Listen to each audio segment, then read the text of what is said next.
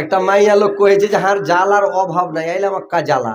তো একটা বাড়ির পড়োশির মেয়ে লোক কথাটা শুনে ছেলে তখন চলে এসছে, এই যে ওই একটা জিনিস খাইছিল কি তোমার ঘাটা জ্বালা গালা দাও তো। তো কি করবে, কইছে একটা জ্বালা মানে ভূষা খাওয়ার লেগে আসছিল, মানে মালদাতে জ্বালাতে ভরে ভূষা হয় তো। তো কইছে একটা জ্বালা গালা লিতুন বাবু। তো ও কইছে একটা জ্বালা লিবে। তো হ্যাঁ শুনো তোমার বেলা এলাম একটা জ্বালা, তো একটা জ্বালা গালা হাঁকে দাও। ও কইছে কোনটা জ্বালা লিবে, বেটা একটা কথা শুনে না, ই এক জ্বালা। বহু ভালো করে তরকারি রান্নে না, তেল বেশি করে দিয়া তেল ওড়িয়ে দিচ্ছে 200 টাকা কিলো তেল, ই এক জ্বালা। মানুষটা আমার কাজ পছন্দ করে না, হার উপরে সবসময় তিড়তিড়াপনা করছে, ই এক জ্বালা। মানে জামাই যদি বেড়াতে সঙ্গে খেতে দিস আর খেদি পছন্দের বেটিকে খালি গাইল বন্ধ করছে, ই এক জ্বালা। কোনটা জ্বালা লিবি তুই কহ তো? আর দরকার নেই, কানটা উড়ে গেছে তোর গোষ্ঠীকে পেয়েছি জ্বালার। ও আর গেল যেহেতু প্যারাশুটের জ্বালা লিয়ে যায় ঘুষা ভরে থবো, ও তখন জ্বালার কথা শুনে উড়ে গেছে, বলি ওরা তোর জ্বালা উড়ে গেল। তো ওইরকম মেয়ে ছেলে পালায় না, একটু বসে থাকো বুঝতে পারলেন। বলবটা খুললো জ্বালা আর না লাগাইলো জ্বালা, বলছি বলটা আছে থাকো, বুঝতে পারছে।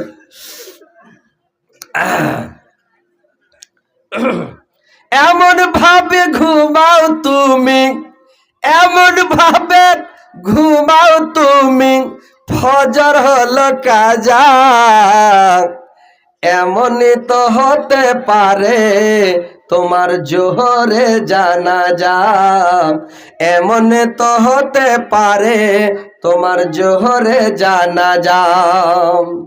মুসলিম হয়ে জন্ম নিলেন মুসলমানের ঘরে, মুসলিম হয়ে জন্ম নিলেন মুসলমানের ঘরে। কাফের মুমিন তফাতটা হয় সালাতের পরে মুমিন, কাফের মুমিন তফাতটা হয় সালাতের পরে। এই জীবনে সালাদ জানক, এই জীবনে সালাদ জানক, কবু না হয় কাজা। এমনই তো হতে পারে তোমার জোহরে জানাজা, এমন তো হতে পারে তোমার জোহরে জানাজা। এমন ভাবে ঘুমাও তুমি, এমন ভাবে ঘুমাও তুমি, ফজর হলো কাজা। এমনই তো হতে পারে তোমার জোহরের জানাজা, এমন তো হতে পারে তোমার জোহরে জানাজা।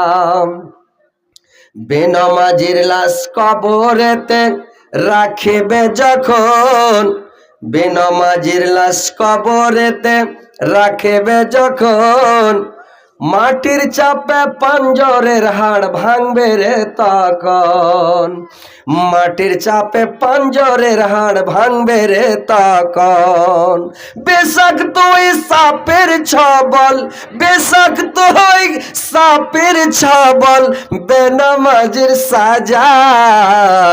এমনই তো হতে পারে তোমার জোহরের জানাজা, এমনই তো হতে পারে তোমার জোহরে জানাজা। এবার শুনেন ভাই, উঠাউঠি করবে না, কট বিষ করবে না, বুঝতে পারলেন। উঠাউঠি করলে কিন্তু একদম আমার ছেড়ে দেবো একেবারে, হঠাৎ হার্ট ব্রেক করবে না, কক করে ব্রেক করো, পাছা চেনে নেবে না, গাড়িকে রুকিয়ে দেবো, বুঝতে পারছেন। বসে শুনেন, বসে থাকবেন, ইনশাল্লাহ শোনাবো। সেদিন এক জায়গায় জালসা করতে বলছি, আধ ঘন্টা জালসা করবো, করতে করতে 3.5 ঘন্টা জালসা করেছি। মানে লোক উঠে না, বসে আছে, তো লোকও শুনছে আর আমাকেও ভালো লাগছে বলতে 3.5 ঘন্টা ওয়াজ করলাম, মানে আধ ঘন্টা ওয়াজ করবো বলে জালসাটাতে যেতাম না। আর বলছে মৌলানা হোসেন আমরা গরু জবাই করেছি, পিন্ডাল করেছি, এরকম একদম বিরাট ফ্যাংশন করেছে। আমি বললাম ঠিক আছে, এতগুলো করেছে, হজরত আলী তো যাই গেলাম। তো ওইরকম আপনারা বসে থাকেন, ইনশাল্লাহ শোনাবো। তো একটু শুনেলেন, তারপরে ইনশাল্লাহ সবার উদ্দেশ্য পূরণ হয়ে যাবে, আপনাদেরও মন ফ্রি হবে, ওয়াজ শুনে মন খুশ হবে, এবং যেটা উদ্দেশ্যে জালসার ওটাও করে কুমটির মন খোঁজ করতে হবে ইনশাল্লাহ। তারপরে লাস্টের বেলা আমারও মন আপনারা খোঁজ করে দেবেন ইনশাল্লাহ। তো যাক, আমি এবার বক্তব্যের দিকে আসছি। শোনেন ভাই, যে কথা হলো যে নসিব জিনিসটা কেমন, যার নসিবে যেটা আল্লাহ লিখে দিয়েছে ওটা হবে। নসিবের জিনিস এদিক ওদিক হবে না। হালেমার নসিবে লেখা আছে আল্লাহর নবী তার বাড়িতে যাবে, অন্য দায়রা পাবে না। ওরা নিল না, গরিব বলে হালা করে ইয়াতিম বলে চলে গেল, কিন্তু আল্লাহর নবীকে নিল না। আর হালেমার নসিব আছে, হালেমা পেয়ে গেল। এবার হালেমা বাচ্চাটাকে নিয়ে সুখা দুর্বল গাধীর উপরে যখন বসলো হালিমা, গাধীটা যখন গা ঝাড়া দিল, এবারে যে ছুটলো, আর উটনিটা যে গা ঝাড়া দিল আর স্বামীকে হালেমার বসিয়ে নিয়ে আর যে ছুটলো এত গতিতে রে ভাই, দেখছেন একেবারে ঘোড়া একবারে শটাং হয়ে যাচ্ছে, একেবারে চলে যায় লাভ কাটা কাটা।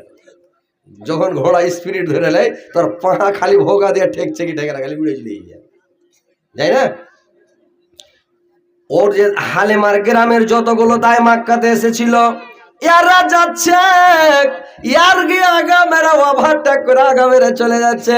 ইয়ারা চোখকে বড় বড় করে দেখছে, কি ব্যাপার, ওটা তো হালেমা, ওটা তো হালেমার স্বামী।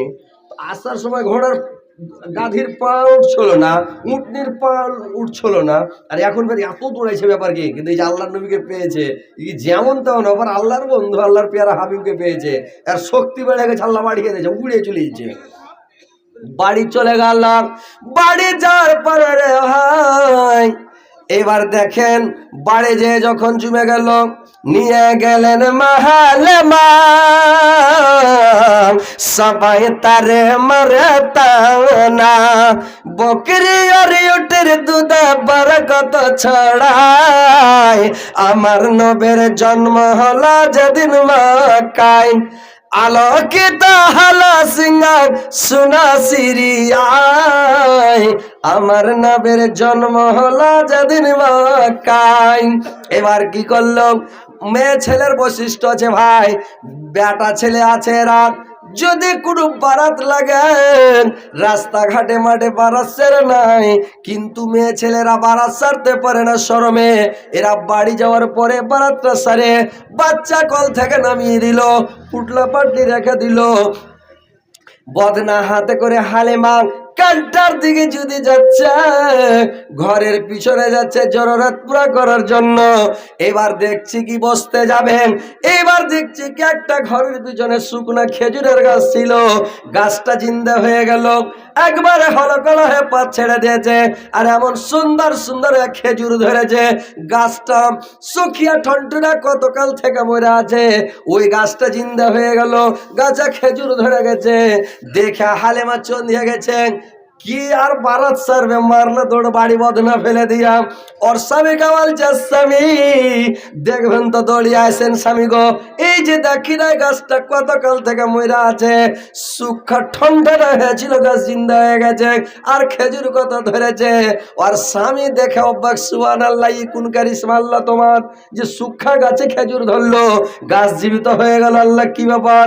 এইবার হালেমার স্বামী বকরির যখন দুধ দহন করতে বসেছে রে ভাই, যখন দুধ দহন করতে লেগেছে, মনে হচ্ছে সেকশন পাইপ খসে গেল মেশিনের, গো গো করে দুধ বের হয়েছিল, সে সুখা মারছে। আল্লাহর কারিশমা, এত বকরির দুধ হতে লাগলো, হালেমার বাড়ির লোক খায়া উকাস পায় না, এত দুধ হয়। হালেমার বকরি যখন মাঠে চড়াতে যায়, হালেমার বকরি যখন মাঠে থেকে চড়ে বাড়ি আসে, তো হালেমার বকরি একবারে পেটকা টিকটিকা করে একেবারে টমকা করে বাড়ি আসে, আর ওলহানে দুধ একেবারে টপকা টপকা হয়ে একেবারে এমন দুধ নেমে আছে। ইউপি টুপি আপনারা গেছেন ভাই, পাঞ্জাব টাঞ্জাব গেছেন, গেছেন যে ভাই, ইউপি পাঞ্জাবের মধ্যে দেখবেন যেগুলা বকরি, বড় বকরি, ওর মানে দুধে মানে ই লাগা থাকে, টুনি লাগা থাকে, যাবি মানে মাটিতে লেথড়ে, ওই লেগে একটা টুনি লাগিয়ে ওকে চেঁড়ে বেঁধে রাখে, দেখেছেন? ইউপির মধ্যে আছে, পাঞ্জাব টাঞ্জাবের মধ্যে, মানে ওগুলা বকরি দেখতে পাওয়া যায়, বড় বকরি, ওরা যদি হাঁটে তো মাটিতে লেথড়বে, স্তনটা লেথড়বে, ওই লেগে যাবি লাগিয়ে চেঁড়ে বেঁধে রাখে, ওর দুধ খুব হয়।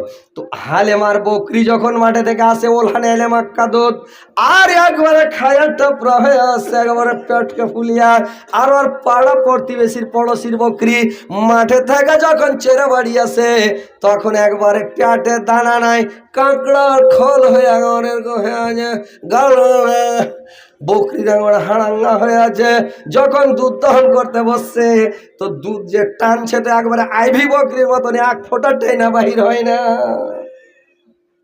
এক ফোঁটা দুধ বের হয় না। আর হালেমার বকরির দুধ এত হয়েছে, খায়াও কষ পেনে আর সব একবারে বাড়িতে খায়া সব একবারে ভুই কুমড়ার মতন হয়ে গেল, সব তাগড়া তাগড়া হয়ে গেল। প্রতিবেশীর মহিলা গালার রাগ, রাখাল পাখালের ওপরে এত রাগছে রে ভাই, রাখাল গুলোর ওপরে এত রাগছে। হালেমার বকরি যে জায়গায় চরে ওই জায়গায় কি তোমরা চড়াও না? রাখাল গালা বলছে চড়াচ্ছি গাগা, বুঝে চড়াচ্ছিস তো কেনে ধুম হয় না, আমার বকরি ধুমে আসছে, আর বকরি কেনে ধুম হয় না। কালকে থেকে চড়াইতে যাবি, ওর বকরি যে খুঁটুটাতে চড়বে ওটা খুঁটুতে হারকে বকরি ছাড়বি, যেখানে ওর বকরি, ওর বকরি হাঁড়ির মধ্যে হারকে হাঁড়িটাকে ভরে দিবি, যে চড়াবি। এবার বকরি নিয়ে যাবে, বকরি চড়াতে নিয়ে যেখানে হালেমার বকরি চড়ছে ওখানে ভরে দিচ্ছে। হালেমার বকরি ঘাস কচকচ করে রেখে বকরি ধুম, আর বকরিতে ঘাস পায় না, পাথর মুখে ভরা, খালি কড় কড় করে পাথর যাওয়ায়। কি করবে এবার ভাইরে আমার? এই করতে করতে ইয়ারা মানে বুঝতে পেরেছে ভাগ্যবান ছেলেটা আমরা নিলাম না, গরিব এতিম বলে নিলাম না। হালেমা হেলা করেনি, বাচ্চাটাকে নিয়ে এসেছে, হালেমার বাড়ির তকদির বেলতে গেল, নসিব জমকে গেল, এরা পয়সাওয়ালা হয়ে গেল, খায়া উকাশ পাই না। আল্লাহর নবীকে নিয়ে যেদিন থেকে গেছে আর বাড়িতে একেবারে সুখে শোক শান্তি, আর একবার আল্লাহ রহমত বর্ষিছে বাড়িতে। আল্লাহ হালেমার একটা বেটি ছিল, হালেমার বেটির নাম হচ্ছে সায়েমা। কি নাম? সায়েমা। তো নিজের ভাইটাকে সায়েমা ভালো করে কোলে করে না, আর আল্লাহর নবীকে কোল থেকে নামায় না, সব সময় মানে আল্লাহর নবীকে কোলে করে থাকছে। তার মানে বুঝতে পারছি এই ছেলের উপর ময়া বেশি, আর ওই ছেলের উপরে ময়া নেই, নিজের ভাই ফ্যাঁপা করে করতে যাও।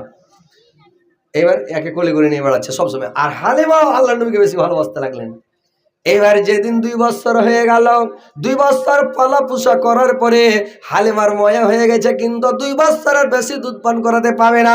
বাচ্চাটাকে নিয়ে আমেনার কাছে চলে গেল, বললে বোন রে তোমার বাচ্চার 2 বছর কোটা পুরা হয়ে গেছে, আর দুধ পান করা যাবে না, তোমার বাচ্চা তোমার বাড়ি নিয়ে এসেছি বোন। তো বোন রে তোমার বাচ্চাটাকে আমাকে আরো কিছুদিনের জন্য ডেট বাড়িয়ে দিয়ে দাও, বাচ্চাটাকে আমি নিয়ে যাই, আরো কিছুদিন পালা পোষা করবো রে বোন, আমার ময়া হয়ে গেছে। আমেনা বলছে না বোন, আর তোমাকে দেওয়া যাবে না, এটা আমার বাচ্চা, আমার কাছে থাকবে, আর দেবো না। বলে না বোন দিতে হবে বোন, আমার বোন দিয়ে দাও কিছুদিন। মানে বাচ্চাটা ময়া হয়ে গেছে তো, আর এই বাচ্চার লেগে ওর বাড়িতে বরকত, বললে না নিয়ে যাবো। দুইজনে তর্ক বিতর্ক শুরু করেছে। আব্দুল মোত্তালেব ঘর থেকে দেখা বলছে আমেনা, আমেনা। বলে জি আব্বা। বলে কি হয়েছে মা, তোমরা তর্ক বিতর্ক কেন করছো হালেমার সঙ্গে? বলে আব্বা দেখেন তো, আমি বলছি দিব না, তোমার কোটা পুরো হয়ে গেছে, যতদিন পুষার অর্ডার ছিল পুষা নিলে, তোমার যা মজুরি আছে তুমি নিয়ে যাও, বাচ্চা আর দেওয়া যাবে না। তুই বলছে বাচ্চা আমি নিয়ে যাব, ময়া হয়ে গেছে, আমাকে খুব ভালো লাগছে, এটা বলছে আব্বা। আব্দুল মোত্তালেব বলল আমেনা দিয়ে দাও মা, তোমার বাচ্চা তোমার ধরাই আছে, তোমারই থাকবে, কিন্তু যখন ওর ময়া হয়ে গেছে বাচ্চাটা দিয়ে দাও মা, যাও হালেমা নিয়ে যাও। কি তখন নিয়ে চলে গেল। তার মানে 2 বছরের পরে দুধ খাওয়া যাবে না ভাই, বুঝতে পারলেন? এটা হাদিস, মায়েরা ভালো করে শুনেলেন, মা বোনেরা যদি থাকেন তো। কিরকম? যে 2 বছর পরে বাচ্চা